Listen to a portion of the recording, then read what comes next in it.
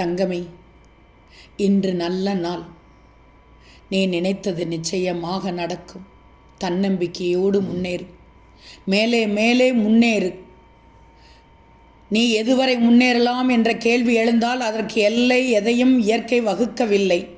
முயற்சிக்க முயற்சிக்க நன்மைதானே. ஒரு விறகு வெட்டி காட்டுக்கு போனான். எதிரே ஒரு துறவி வந்தார். மகனே, முன்னேறிச் செல் என்று சொல்லிவிட்டு வேகமாக சென்று விட்டார். துறவியின் வார்த்தை விறகு வெட்டியின் மனதில் பதிந்து விட்டது. அவன் வழக்கமாக செல்லும் தூரத்தை விட மேலும் சில மைல்களை கடந்தான். அங்கே சந்தன மரங்கள் இருந்தன.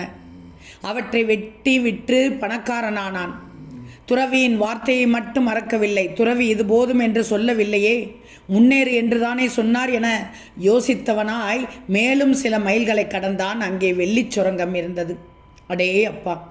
வெட்டி எடுத்து விற்று மேலும் பணம் சேர்த்தான். இப்படியே தங்கச் சுரங்கம், வைரச் சுரங்கம் என அவனது பயணம் இன்னும் நீண்டு கொண்டுதான் இருக்கிறது.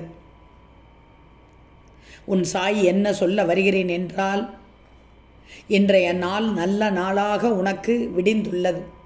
மேலே மேலே முன்னேறிச்சல். நீயும் வாழ்க்கையில் முன்னேற்றமாக வந்து விடுவாய். எந்த சூழலிலும் முயற்சியையும் தன்னம்பிக்கையை மட்டும் கைவிடாதே. மேலும் மேலும் முன்னேறுவாய் நிச்சயமாக நீ என் பிள்ளை. ஓம் சாய்ராம்.